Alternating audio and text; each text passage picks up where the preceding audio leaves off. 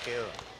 Thank, thank you, Bishop Frank Santos. Ako rin po ay nagpapasalamat sa opportunity na binibigay ng ating mahal na pastor.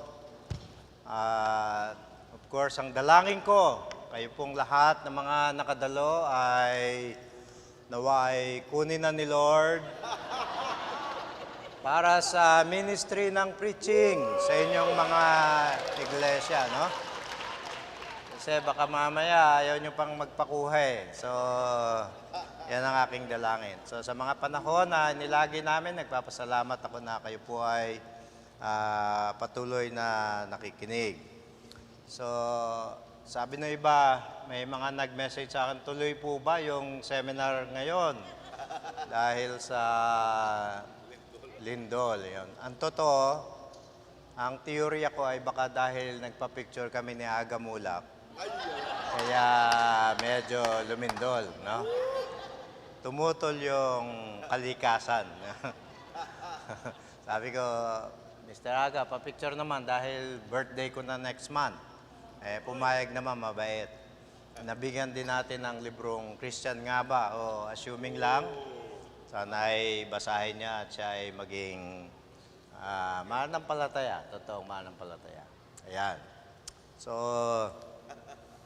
ito na po yung huling session para sa Homiletics Basic Workshop. Ang totoo po, kapag kinuwenta yung attendance ninyo, lalo pa kung nakadalo kayo ng 3 beses, at least 3 beses, ay isang unit na yan. No? 2 unit na lang, credited na yan. Pero yan ay isang unit na. Ibig sabihin, pagbalik nyo sa church nyo, at least meron na kayong mapagmalaking, oy, isang unit ito, kaya hindi pa ako gaanong kagaling. No, pero kung 3 unit yan, ay talaga namang, kung isang unit pa lang, napapalitan na yung pastor, hindi lalo pag 3 units na. Mahirap yan. Okay, bago natin marinig, of course, at makita, yung 11 na matatapang, pero sa ngayon ay 9 na lang. Actually, 12 yun eh. Pero ngayon mukhang 9 na lang ang darating. 2 pa, no? Hinihintay natin. Bago natin makita yon, mag-final review tayo ng ating gagawin. Kasi naniniwala ako na kung di kayo nakarating nung una, pagkakataon nyo na ito. So yung ating cameraman, wala tayong PowerPoint, pero magpo-focus tayo dito. So sa paggawa ng sermon, una, bago tawaging biblical lang yung preaching, ano dapat tandaan na 3 bagay? Kita nyo, nakakalimutan. Ayan, message, messenger, mag-appeal. Ayan. So tatandaan nyo lang, 3M. 3M, ha? Although company yan, pero 3M. Messenger, message, mag-appeal. Kapag kakulang ng isa, alright, hindi yon biblical preaching. Kasi maaring may message, maaring may messenger, walang appeal. Ibig sabihin, hindi nag-apila. Parang nag-share lang ng informasyon. So, hindi naman pwedeng biblical ang message kung may messenger, tapos apila na apila, wala namang message. Is that happening? Yes. Especially kapag ang preaching ng pastor ay, let's say, ethical. Tapos, yung praise and worship, lumundag doon sa dulo, umawit ng si Jesus ay namatay para sa iyo, saka nagpatanggap. Yun po ay medyo foul. Dapat manggagaling yun sa preaching, hindi doon sa song. Kasi baka mahilaw yung tao, no? Hindi na bumalik sa mga susunod na pagkakaroon. Kinakalang pundasyon talaga ay ang salita ng Diyos. Ayun. So parang naging mikropono na tong pentel pen. Nasanay na tayo eh. Okay. Hindi, ang ibig sabihin nito, no?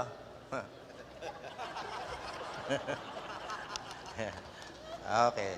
So yon. Meron namang messenger, meron ding appeal, wala nga message. Pero hindi mawawala ang messenger, pero ang message, pero pwedeng mawala ang messenger at ang appeal. Siyempre, pag wala ng messenger, wala nang mag-a-appeal. Kaya nga, may homiletics workshop. Para ang mga messenger ay tumayo at talagang ipahayag ang message. Ang message, buo na eh. Buong-buo na.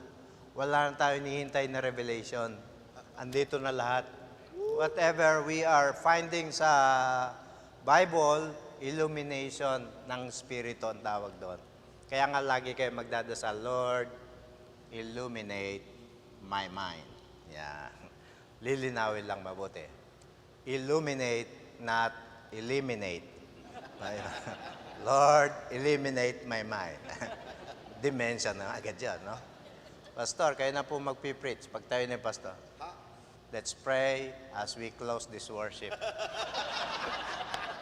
Na-eliminate na. Okay, so tatandaan nyo yan, ha? 3 M. Para kayo mismo, mag-i-stop na agad kayo na. Parang itong mensahe ko kulang. Bakit? Kumuha ako ng verse, tapos kung ano-ano na ang pinag-usapan ko. Yun po mangyayari dyan. So, wag na kayong mangaral, hindi yung biblical. Kaya ang tawag doon ay pwedeng speech lang. So, sa paghahanda muli ng mensahe, ito, pagkakataon na ito na marinig nyo, pero kung bibili kayo ng libro, andun din. Pero mas magandang marinig nyo. Okay. Pag inassign kayo ni Pastor, ikaw magpipreach. Yan, sabi sa iyo. Yung text o ideya mo, yung text especially, nakikita ba? Yan. Babasahin mo ng maraming beses. Gano'ng karami? Gano'ng karami? Many times. Many times. Gano'ng nga karami ang many times? At least 15 times. Kay Pastor Frank, 15 times. Okay, hanggat hindi mo naintindihan yung binabasa mo. Hanggat di mo naintindihan, basahin mo lang, basahin. Tapos, mag-dialogue ka kay Lord. Lord, ano ba ibig sabihin nito? No? Ituro mo sa akin. Kung 30 beses na hindi mo pa maintindihan, maghanap ka na ibang text. Hindi pa yung panahon. Kasi hindi mo naintindihan eh. Ang ideya ay parang mangga. Kapag kaya ay manibalang pa, nag-aagaw yung asim at saka yung tamis. Hindi lahat may gusto noon. So, kinakailangang pahinugin mo muna. Hanggang yung mangga ay talagang dilaw. At saka kapag binuksan mo na yung balat at sinupsup mo na, ay tumutulo-tulo yung mga katas ng manggang yan. Hinog na yon. Pitasin mo na at yun ang ihain mo. Kasi ganun yung nakasakay sa isang bus na hindi aircon. Nakita niya yung nagtitinda ng mangga. Nung una, walang bumibili doon sa mangga. Hanggang lumapit yung, siguro anak yun ng may-ari. At pagkatapos kumuha na isang mangga, at kinain niya ng pagkasarap-sarap yung mangga. Maya-maya parang pinutaktin na sila nung mamimili. Sapagkat nakita nila yung kwalidad ng mangga. Ganon din sa inyo. Pag nalaman na, may magaling na mangaral doon sa ibayong yon. Naku, maubusan ng miyembro si Pastor Frank. Lilipat doon yon. Dahil yan naman ang totoo sa ibang mga simbahan. Lumilipat-lipat, walang loyalty kapag nakita nilang wala nang wifi sa church nila, pupunta na doon sa mall. Dahil doon sa mall may wifi, libre pa. Okay, so, for the last time, many times hanggat hindi naintindihan. At pagkatapos, alam niyo, tinuturo namin yung basic na ito. At kahit basic hanggang ngayon, ganito ang ginagawa ng inyong lingkod, no, sa pangaral. Bakit? Hindi sa dahil gamay na gamay ko na. Kung hindi, ito yung pagdating sa exposition, mas madaling maintindihan. Mas madaling maintindihan. Ang totoo, pwede kayong mag-exposition o kaya man yung topical na sermon. Yung topical na sermon, pipili ka na isang doktrina, pagkatapos kukuha ka ng iba't ibang mga bersikulo na sumusuporta sa nasabing doktrina. Okay din yon. Pero pwede mo ring i-apply mamaya yung prinsipyo na ginagawa sa isang exposition. At ang kagandahan sa exposition, talagang not necessarily mag 3 points ka dyan, kung hindi kung ano ang gustong ituro. So for the last time, magbigay kayo ng scripture. Kayo magbigay. Pili kayo ng scripture.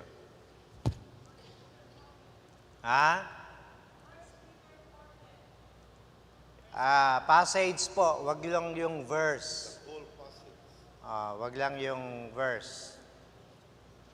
Wag tayong kumuha sa epistles. Kasi yung epistles, pwede nga yung isa-isang verse lang. Apo. Passage, yung may narrative. John 15. Mahaba yun. John 15. Hanggang anong verse?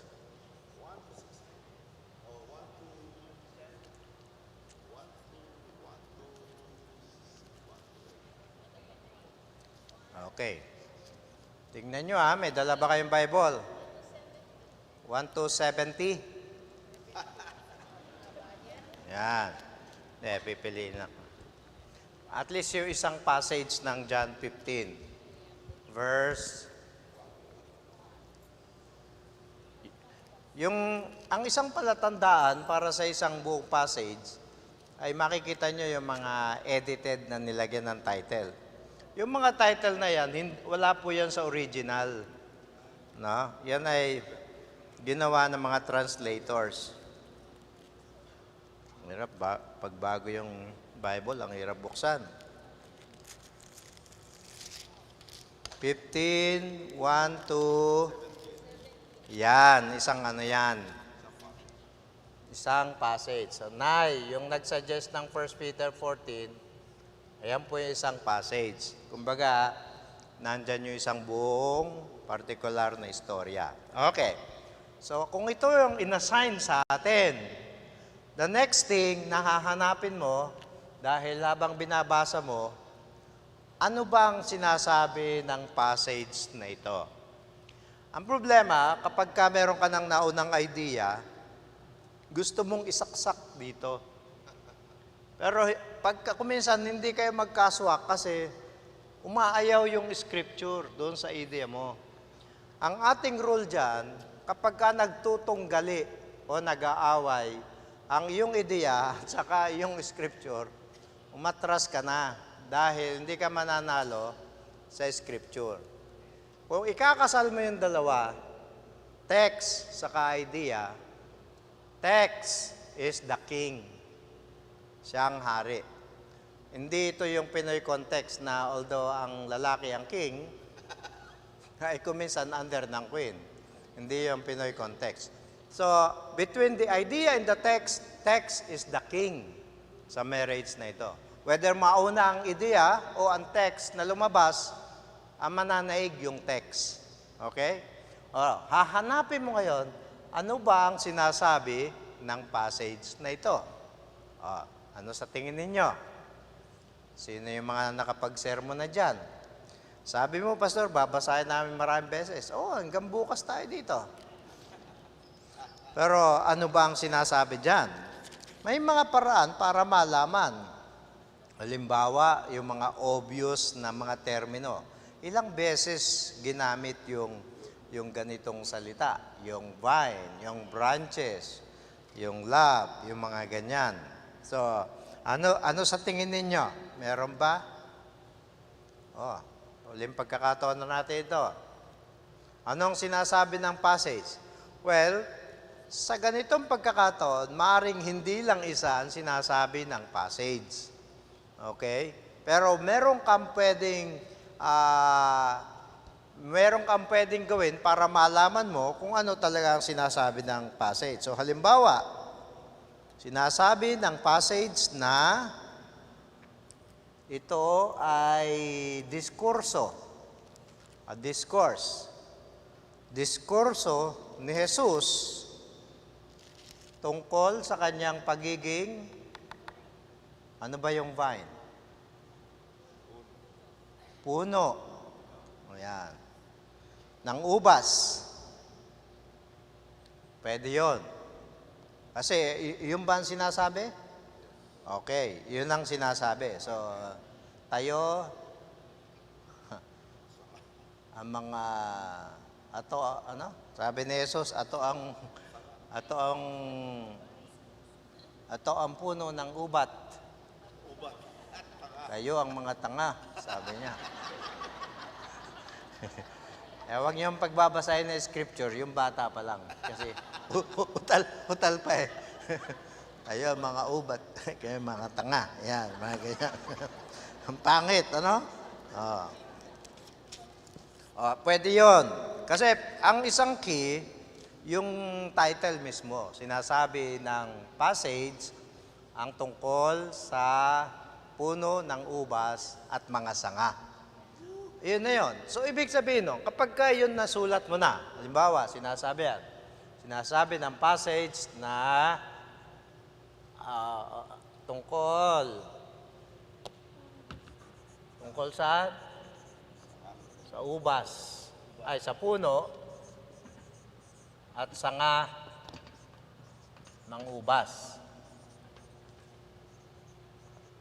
Now, maaring masasabi mo pa ito sa ibang pamamaraan. Subalit, ito lang, hindi naman itinatanggi na hindi ito yun sinasabi. Basta ang tatandaan natin sa paghanap ng ano sinasabi ng passage, yung ancient, yung noon. Kasi wala tayo noon eh. Hindi naman yan sinabi sa atin talaga dahil wala pa tayo noon. Unless paru-paro ka na noon, Brad, na nag-reincarnate na tao. Maganda yon, ano? Pero hindi eh. Wala tayo doon. Kaya nung panahon na pinag-uusapan nila, itong John 15, 1-17, ay tungkol sa puno at sanga ng ubas. Ngayon, ano naman ang susunod mong gagawin? Hahanapin mo ngayon, ano ang pwede kong isermon dyan? Ano ang pwede kong isermon naman gayon dyan? Yun ay tatanong mo. Kaya magiging my sermon. Yung this passage, ayaw mo siya doon. Kanya yun eh. Yun. Pero yung my sermon, pwede kang makagawa ng, in fact, maraming sermon out of that passage, basta sinusuportahan palagi ng talata o ng scripture. Okay, may maglalakas loob ba na sabihin ko ano yung pwede niyang sermon dyan? My sermon says, anong sabi ng aking sermon? Come on. Sabi natin, workshop ito. You have to work. Ha? My sermon says, paano manatili? Okay, narinig ko sa puno. Okay? Modern na tayo. Kaya itong si puno at si sanga ng ubas, papalitan natin yan. O paano natin yung papalitan? So, my sermon says, paano tayo manatili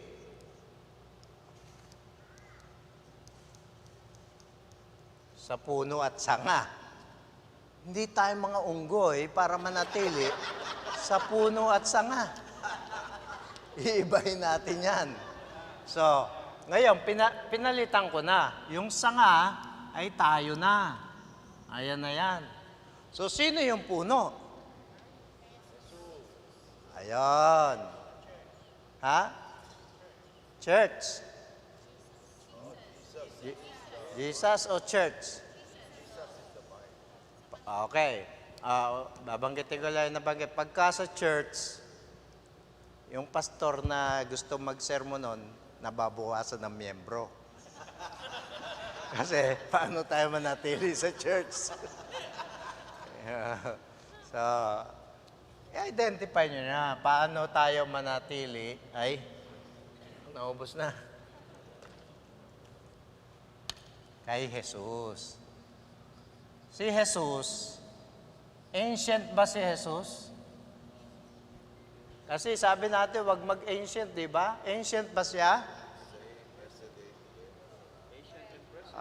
Hindi, di ba? Noon, ngayon, at kailanman. So, pwede at katanggap-tanggap yung Jesus. Paano tayo mananatili kay Jesus? Kita nyo? So, ganyan ang gagawin natin. I-identify mo ano yung nangyayari doon sa passage.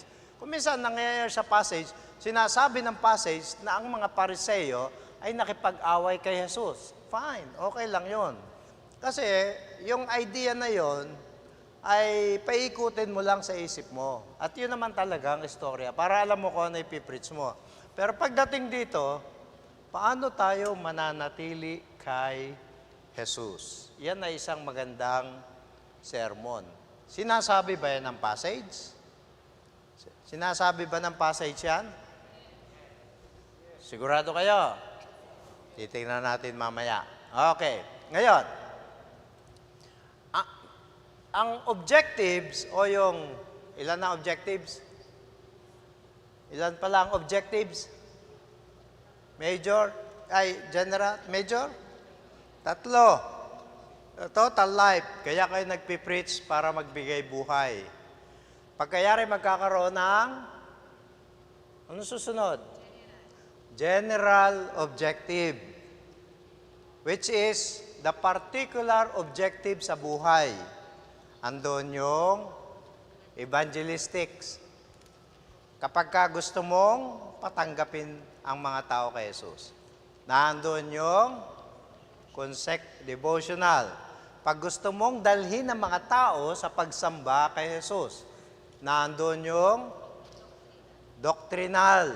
Kapag ka gusto mong magturo ng iba't ibang doktrina mula sa Bible, nandun din ang ethical.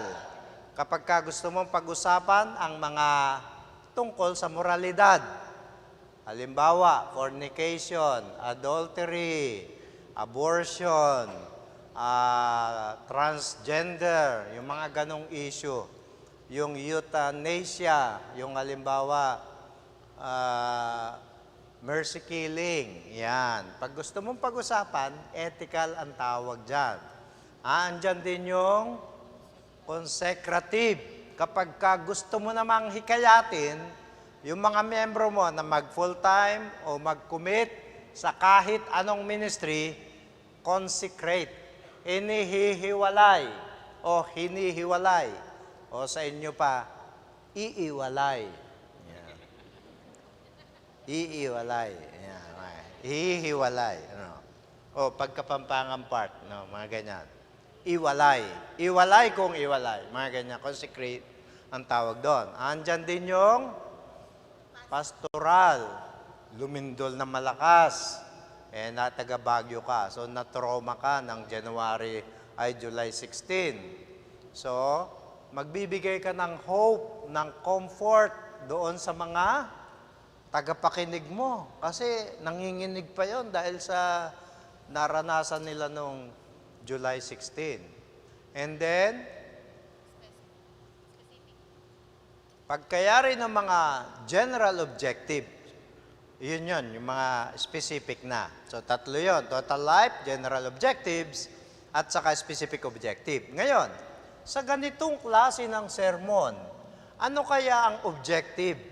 Kasi pagka-objective, ipinofocus mo na ngayon ang iyong sermon doon sa klase ng objective na yon. So, with this kind of sermon, ano kaya ito? Evangelistic, doctrinal, consecrative, ethical, pastoral, doctrinal.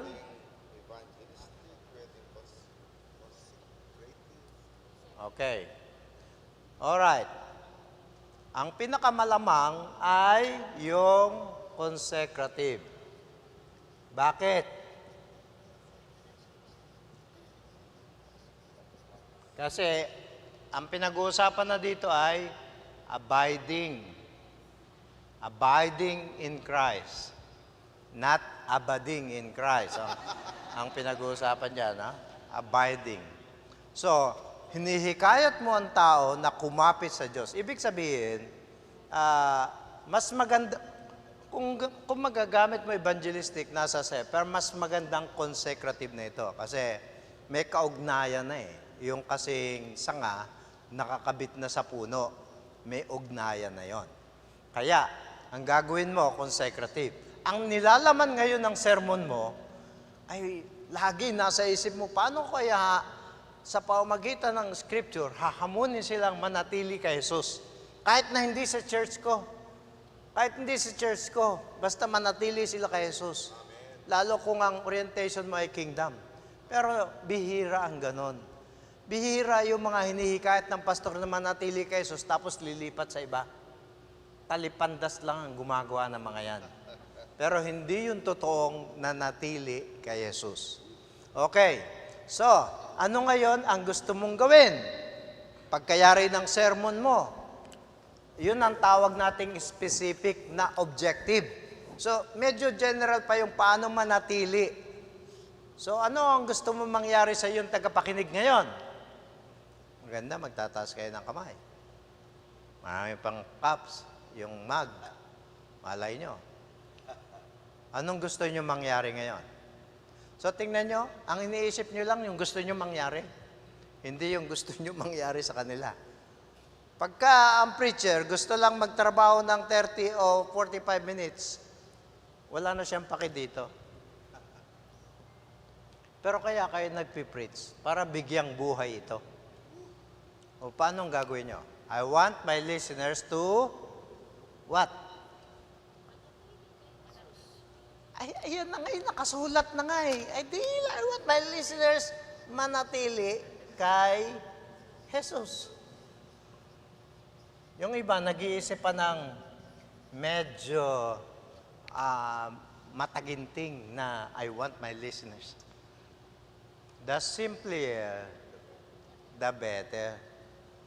Huwag nyo nang i-confuse ang obvious. Obvious na nga eh. Humahanap ko pa ng ano. Ayan na nga, hindi ba nakikita? Sana ang mga mata mo maging dumami. Ayan, inanap niya anak niya, naging pinya.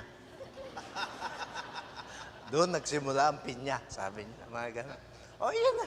Kasi, ang sermon mo nga, paano tayo mananatili kay Jesus? So, anong gusto mo? Gusto ko na manatili ang aking tagapakinig kay Jesus. So, nandun yung ano mo, nandun yung direksyon ng sermon mo.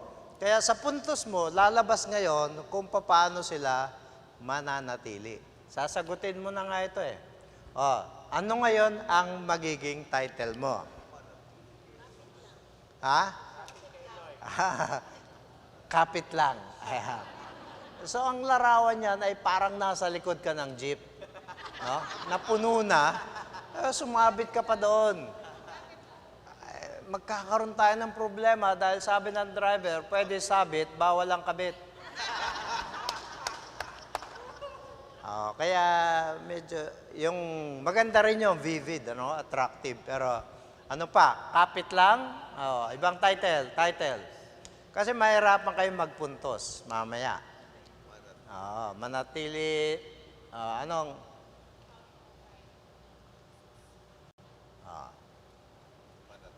how to abide. In English mo lang. Para sosyal. Wala naman problema kung ito, ililipat mo lang din dyan. Yan na rin ang title mo. Kasi yun naman din ang sermon mo eh. Ulitin ko, huwag nyo nang guluhin ang buhay nyo. Kapag kamaliwanag na ipinapakita naman na scripture. Kung minsan, yan ang problema ng tao, yung ma-pride ba na sinasabi na nga na scripture. Hayag na, obvious na. Gagawa pa rin siya ng sarili niyang ideya. Ito na ang plano ng Diyos. Gusto mong pang gumawa ng sarili mong plano. O di, ang sarap ng buhay. Anong title? Ngayong umaga ay mangungusap ako o mangangaral kung papaano tayo mananatili kay Jesus? Naintindihan ba yun o hindi? Diba, naintindihan nyo. So, ang sinasagot ay paano? Oh. Ngayon, ni-expect nila yung paano na yun. Okay. So, paano? Kunin natin yung idea niya para medyo sosyal. Paano mag-abide kay Lord? Ayan. May mga gusto ng mga paano mag-abide kay Lord. Okay. So, keep reading. Bigyan niyo ako ng mga puntos. Paano na? May nakikita ba kayo dyan? By the way, kung gagawa naman kayo ng mga puntos, magsimula kayo sa taas. Merong iba gumagawa doon sa pinakailalim, babalik sa itaas, pupunta sa gitna, babalik uli sa una. Pwede naman natin gawing chronological na lang, as it follows, ano? Okay, so ano sa tingin nyo? Lahat ng puntos dito, walang mali. Maliban kung talagang obvious na mali. May maglalakas ba ng loob? Anong point? So, ang sasagutin nyo ngayon, tingnan nyo, kung ito na, kapag ka nabuo mo na ito, pagdating sa structuring o outlining ng points, sinasagot mo na lang ito. Paano mag-abide kay Jesus? Meron ba? Paano na?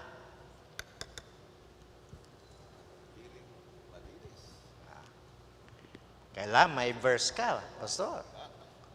Hanapin mo yan sa talata. Meron ka ba lang ebidensya? Sabi niya. Pinagbibintangan niyo akong Bisaya ako, meron ba kayo ebidensya? Yun ang kailangan natin.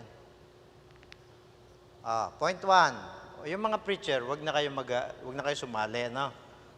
Magkabisado na lang kayong sasabihin niyo mamaya. Wag na kayo sumali. Marami na kayong ginawa. Sa linggo nyo na akong binulabog sa messenger ko. Just 1 point. 1 point, and then it follows. May nakita ba kayo? Walang sagot sa pisara. Ang sagot nasa Biblia. Oo, basahin nyo yung Bible nyo. Wala kayong tayong Bible, sabihin mo, Lord, speak to me. May nakita ba kayo? Ay, John 16, John... Inibig ako ng Ama. Ha? Kung paano inibig ako. Ang layo na. Doon muna sa simula. Alika dito, Brad. Anong sabi mo? Ay, asan ba isang microphone natin para gamit niya? Magbigay. Paano? Alika dito, kamaya. Teka, saan ka ba? Ha? Bungabon. May girlfriend ka na? Wala pa? Asa verse 7 po. Okay lang. Sige nga, ano sabi? Sabi po dito, kung mananatili kayo sa akin at ang mga salita ko'y mananatili sa inyo, ipagkakaloob ko ang anumang hilingin ninyo. So parang ang naisip ko pong point is dapat devoted tayo sa word. Okay. Apo. Verse Tilibot 7. sa salita. Diyan ka muna kasi marami pa kami mga tanong. And my words remain in you. Okay. So, ang point mo, paano manag-abide kay Lord? Manatili sa Kanyang word. Di ba? May rhyme na ako. Pwede. Palakpakan natin si kapatid. Paano mag-abide kay Lord? Manatili, mag-abide.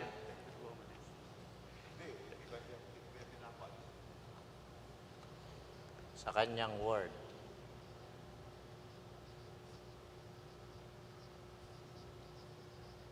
Bigyan natin ng magyan, Pastor. Kasi bungabong pa ang pinanggalingan nata eh. Yan. Okay. Pag kami mas magaling sa iyo, papasa mo doon sa kanya. Sige, thank you. Anong verse? Verse 7. Ayan. Huwag na lang natin i-point muna. Kasi yun ang nakita niya. Baka yun nila. So, paano mag-abide kay Lord? Mag-abide sa Kanyang word. So, equivalent pala yun. Ang pag-abide sa Kanyang word ay pag-abide kay Lord. Naka-rhyme pa tayo. Next. Meron pa ba? Ay, marami pa yatang mag dito. Apat na lang. Dito, apat lang yun. Hindi, 11 lang kailangan natin. So, may sobra pa. Yung iba naman. Erjan. Huwag ka muna sumagot dahil may assignment ka rito. Kinahanap kita kanina pa eh. Bakiran. Andito na ba si Bakiran? Bakiran. Halika. Bakiran ka? Erjan, Bakiran. Huwag muna kayo sumagot. Gusto nyo lang makamag. Lapit po kayo. Kanina pa namin kayo nahanap. Brad, hindi ba? Parang nasa Baguio ka. Pakitsikan mo yung may ano. Magpipreach ito, Pastor eh. Pakitsikan mo yung may, ay pakifill upan mo yung may check. Pareho kayo ni Erjan. Pakitsikan nyo yan. Huwag ka muna, hindi nakasali yung magpipreach. Dito? Magpiprint sa harap. Sige, mamaya papupuntahin ko kayo sa harapan. Halika, Brad.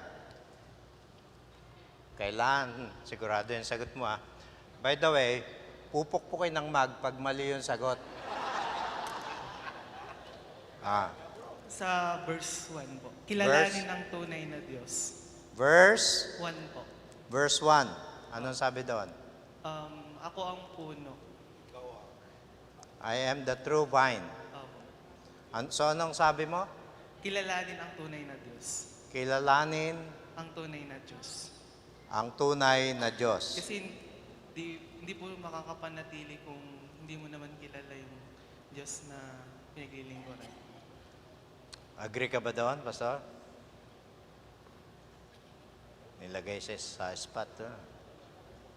Sabi niya, Pwede. kilalanin si Lord. Pwede. Kasi hindi ka naman pwedeng mag-abide Pwede. kung hindi mo kilala kung kanino ka mag-abide. Pwede, di ba?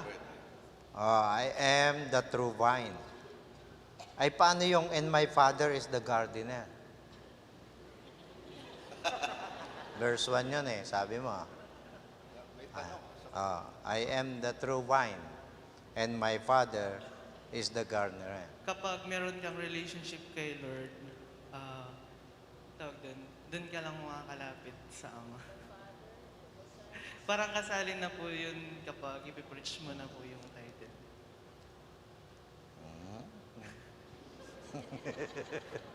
Bibigyan ba natin yan? I am the true vine and my Father is the gardener. So, anong sinasabi niyan? Payag na ba kayo doon? I am the true vine. Kilalanin ang totoong Diyos. How to abide. Paano mag-abide kay Lord? Mag-abide kay Lord sa pagkilala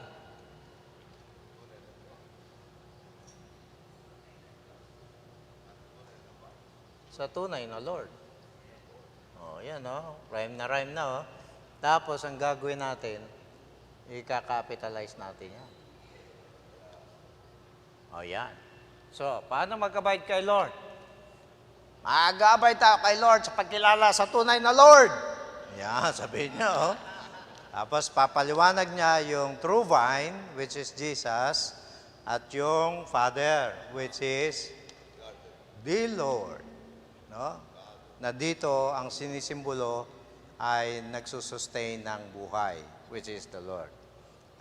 Mauubos na yung mag natin. Actually, may 4 pa rito. Ayan. Isang puntos na lang. 1-7. Ang dami na ngayon, Ala, 4 na lang ang mag. Si Pastor Frank na tumawag. Pastor Frank, isa na lang. Isang lady. Dalawa ng gentleman. Dalawa na ang gentleman. Ayan. By the way, huwag kalilimutan pagka mali, pupukpukin ng mag. Sa verse 9, mahal ko kayo gaya ng pagmamahal sa akin ng Ama. Manatili kayo sa aking pag-ibig. So, manatili po sa pag-ibig. Ang totoo, ang dami. Kaya yung verse 7 na yan, nakalagay na dyan, no? Now, remain in my love. So, paano mag-abide? Mag-abide. Mag-abide.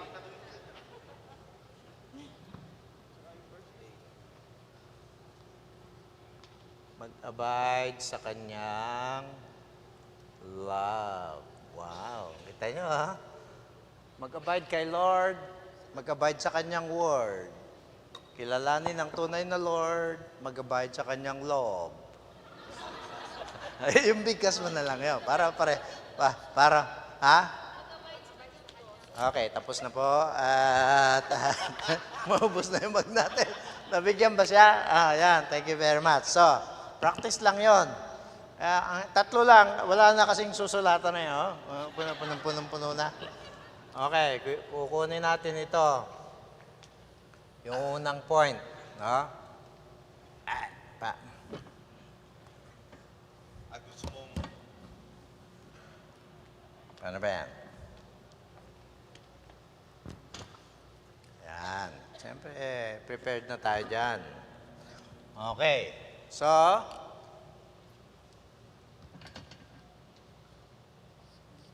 ang kukunin natin yung unang point kasi siyang verse 1. Kilalanin ang tunay na Lord. Alam mo, medyo sentimental yan at medyo napapanahon. Dahil sa mga panahon ngayon, ang mga tao kung kani-kanino nag-a-abide. Di ba? Kung kani-kanino mga pinipiling kinakapitan, nilalapitan, sinasamahan. So, yung iba valid naman, di ba? Halimbawa, kung ang kapit mo lagi sa pamilya, well, family first. Pero meron din naman sa iyong mga tapat na kaibigan. Pero meron sa mga barkadang rebelde. Doon ka kuminsang kumakapit. Pag napagalitan sa bahay, punta roon. Makapit sa droga, iba't ibang mga bagay. Kaya may puntos itong unang verse 1 na ito. So para ka talaga mag-abide ng lubusan kay Lord, kilalanin mo kung sino ba itong Lord na ito na mag-a-abide ka.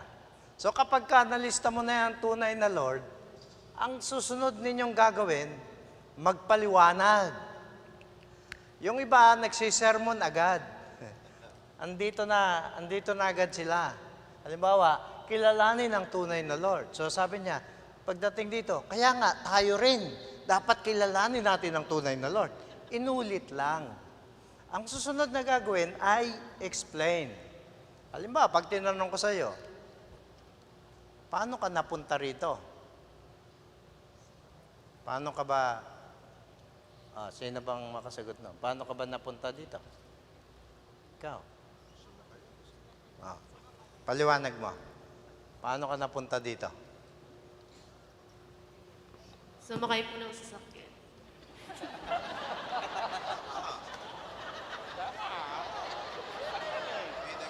Okay. Ba't kayo natawa? Sumakay siya ng sasakyan eh. Yan lang, napunta ka na dito. Buti hindi ka nilagpas. Okay, sumakay siya ng sasakyan, kaya siya napunta rito. Yung paliwanag na yon, detalye na kung paano siya nakarating dito. Kasi hindi ka lang basta lumabas ng bahay, sumakay ng sasakyan, may workshop nga. Uunahin mo ipaliwanag, bakit ka sumakay ng sasakyan papunta rito? Pero bago mo sabihin yon, mas maliwanag kung ang sasabihin nyo, sumakay ako ng jeep. Jeep ba ang sinakay mo? Ano? Ano? Innova po. Okay. Sumakay ako ng Toyota Innova na papunta dito. Sa paliwanag, mas maliwanag ko yun. Kasi sumakay ako ng sasakyan. Nagbarko ba siya? Aeroplano. Kasi mga sasakyan din yun eh. Ganyan ang sinasabi ko po sa inyo pagdating sa explanation. The vividness na tinatawag. Kung sasakyan, alam mo, Toyota Innova. Okay, bago ka sumakay sa Toyota Innova papunta rito? Lumakad po ako.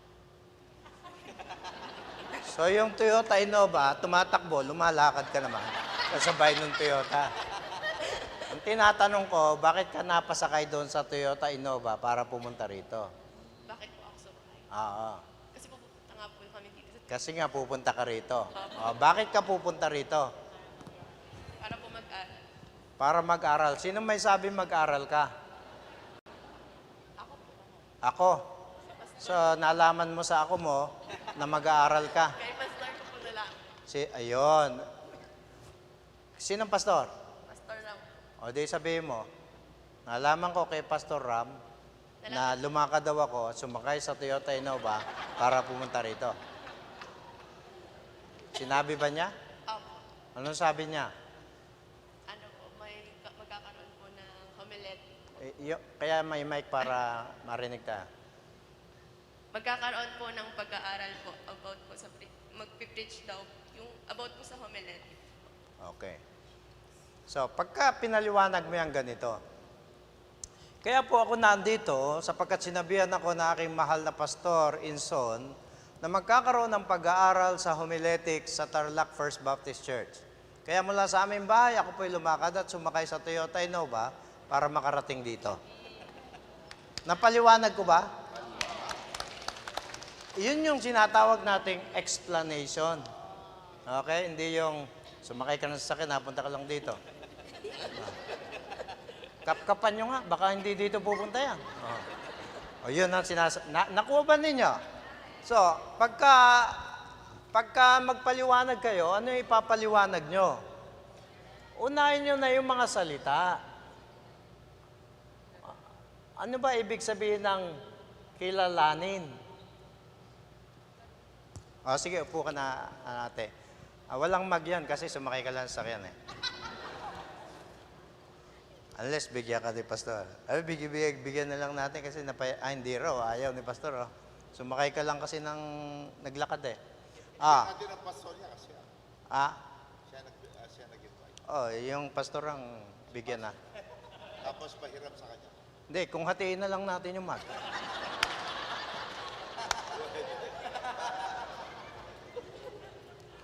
Okay, kung mababalik pa ako, hanapin mo ako, bibigyan kita ng isa. Ano ibig sabihin ng kilalanin? So, sa pagpapaliwanag, yan yung, kasi pagka sinabi mo, kailangan kilalanin natin ang tunay na Lord. Eh, paano kung galing siya sa ibang daigdig? Yung kilalanin sa kanyang daigdig ay iba ang kahulugan. So, it is time for you to explain. O, ano ba ibig sabihin ng kilalanin? Alamin. Oh, alamin. Ano pa? Ang ganda na, saliksikin. Oh, ano pa? Ginagamit nyo ba yung salitang kilatisin? Yan, kilatisin. Yan. So, ipapaliwanag mo yan. Kita nyo, hindi nyo kinakailangang mag-aral ng Greek para ituro itong kilalanin. Yung hanggang matagpuan ng tao sa iyong upuan, sa iyong church, na ganun pala yung alamin, kilalanin. Ngayon, pagkayari niya, papaunawa mo rin sa kanila itong susunod na salita. Tunay. Ano ba yung tunay? Diba? Pag in English mo yan, genuine, real. Pero ang gusto ko, may sama niyo dito yung salitang peke. Dahil yan ay diretsong contrast doon sa gusto mong ipaliwanag, tunay at saka peke. Eh, dyan sa Recto, Moraita, may mga nagtitinda dyan ng mga alahas, nakalagay sa bilao, tapos puro kalamansi yun. May bumili ba naman? Sabi niya, may guarantee ba ito? Nakalagay na doon sa mga kalamansi. Pagka ganun yung mga tindahan ng alahas, alam mo na mga peke yon. Tapos hihingi ka pa ng guarantee. Huwag ka doon bumili. Itong alamin mo, tunay, hindi 295. So, genuine, real, peke, totoo. Ayan. Ngayon, ano pa ang pwede mo ipaliwanag dito sa main point mo? Ayan, dito na papasok. Dito, makikita mo andyan na si Jesus. Mapapalabas mo dyan si Jesus. Kahit hindi ka magikero, pero lalabas na dyan. At ganun din yung Father. Kasi dahil sinadya ko na gawing all caps, all capital. Eh, hindi naman po all caps doon sa verse 1. Sasabihin mo, oo, tama. Pero yung Father ay nagre-refer sa all cap. That Father is none other than Yahweh, Elohim, El Shaddai. Siya yun. Okay? In fact, yung paggamit ng puno ng ubas ay isang direct imagery na common doon sa Israel. Talagang puro ubas doon. At alam nilang pinag-uusapan. Sa atin, hindi. Kaya pwede mo sabihin dito, bayabas. Ako ang puno ng bayabas at kayo ang mga sanga. Di ba yung bayabas, hindi natatalo yung pagkatarumpo ang pinag-uusapan? Hindi mo mabaknutan? O, matindi rin yun. So, kapag yan ang gagawin po ninyo, may paliwanag ba? Ipapaliwanag ko pa ba yung na? At saka yung ang? Yung na hindi mo na ipapaliwanag. Yun lang mga importanteng termino doon. So, kapag naipaliwanag mo yan, kung minsan, hindi pa maintindihan. Meron talagang ganon. Mag-i-illustrate ka naman. Yan. Gagamit ka. Pag-i-illustrate, istorya na ito. Yung aking anak ay nagtapat sa akin. Sabi niya, may nanliligaw po sa akin. Ganun ba? Papuntahin mo sa bahay. At ipakikilala ko sa kanya aking tabak. hindi gano'n, hindi na pupunta. At kikilatisin natin. Yan. Dumating yung mga tito mo. Tito, mga ganyan. Ay, papuntahin mo nga rito at makaliskisan. Di ba? Yun ang termo ng ginagamit.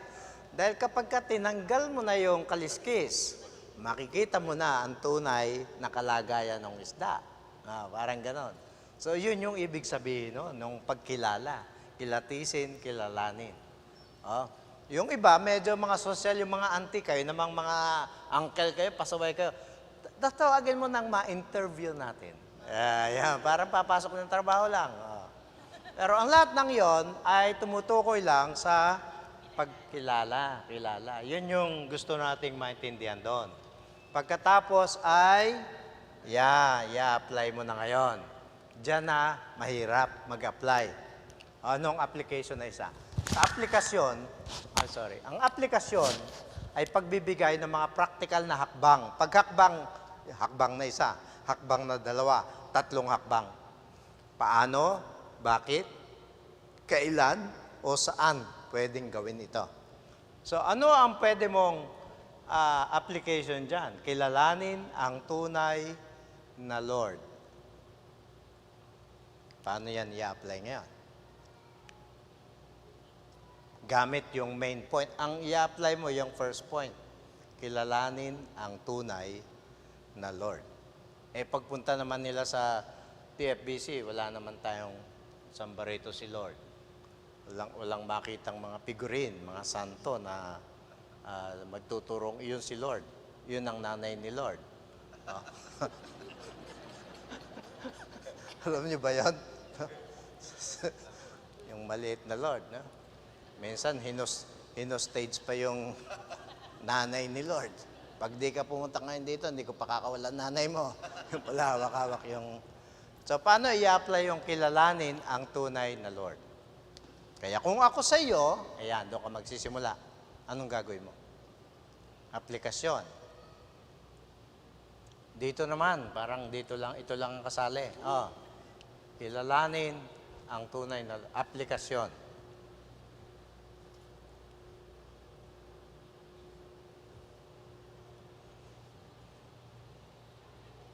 Sige.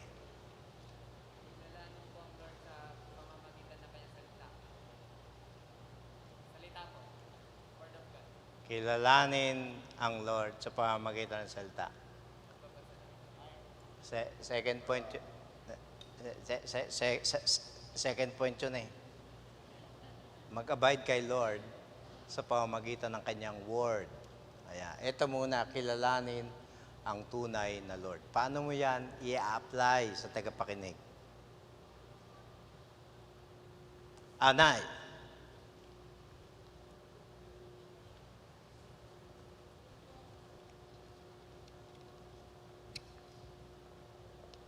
Mahirap, ano? Mahirap to, ano? Ana, hindi po kalooban na magsalita. Ayan, kalooban ni Lord. Hello. Sorry. I-apply ko po yung personal testimony ko nung tinanggap ko si Jesus sa aking buhay at yung pagbababag ko ng kanyang mga salita sa pamamagitan ng pagbabasa ng Biblia sa araw-araw at pag-meditate nito upang lalong namnamin ang kanyang mga sinasabi sa aking buhay. Isa po yun sa aplikasyon. Ayan. Ay, ang ganda naman, no? Namnamin. Ang alam ko lang dito, ningnangin. Yeah. Masarap din doon, ano? Ningnangan. Ayan. Okay. Alam nyo, maganda yung sinabi niya, yung magsasabi siya ng testimony tungkol doon sa tunay na Lord. Aminin ko sa inyo, mahirap i-apply yan. Hindi mo pwedeng sabihin sa Bible ito si Jesus. Ipaunawa mo sa pamamagitan personal na testimony, paano naging totoo si Lord sa iyo. Siguro, merong isang himala sa buhay mo, pinagaling ka niya, pwede po yun. Dahil dito, ang kinukumbinsi mo na yung isipan at puso na niya eh. So, mas maganda kung manggagaling sa personal testimony. Ayan. Nadali, mahirap ito. Kasi ang susunod na sasabihin na iba, tuturo niya kung sino si Jesus, ano si Jesus. Dadagdagan ng maraming mga Bible verses para hindi. Pero pwede mong i-apply itong una ng iyong personal na patotoo. Kung paano naging tunay si Lord sa buhay mo. Ayan. Amen. May magkaya yon? Si Pastor Frank nagde-decide eh. Gusto mo na Max? Mac na lang. O sige. Now, dito parang naging illustration din yan. Pwede rin po yun. Sabi ko sa inyo, kung minsan hindi kinakailangan i-illustrate kung maliwanag na. Pero ito, patotoo about the Tagalog na ngala. Paano naging totoo si Lord?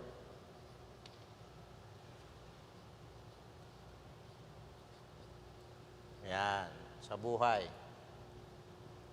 Testimony na lang. Testimony. Okay. So, tapos na yung isang puntos. Pero yung proseso, papaliwanag, bibigyan ng ilustrasyon, i-apply. Pwedeng mawala itong nasa gitna, pero huwag niyong wawalain itong dalawa. Lalo na ito. Okay? Pero sasabihin ko sa inyo, kapag ka naipaliwanag niyong mabuti, at saka hinamon niyo na siya sa aplikasyon, no? Talagang super tigas na lang ng ulo nung ayaw tanggapin ang katotohanan na yon. Dahil ang papel natin ay talagang mahikayat sila. At yun ay makukuha sa paliwanag. Di po ba?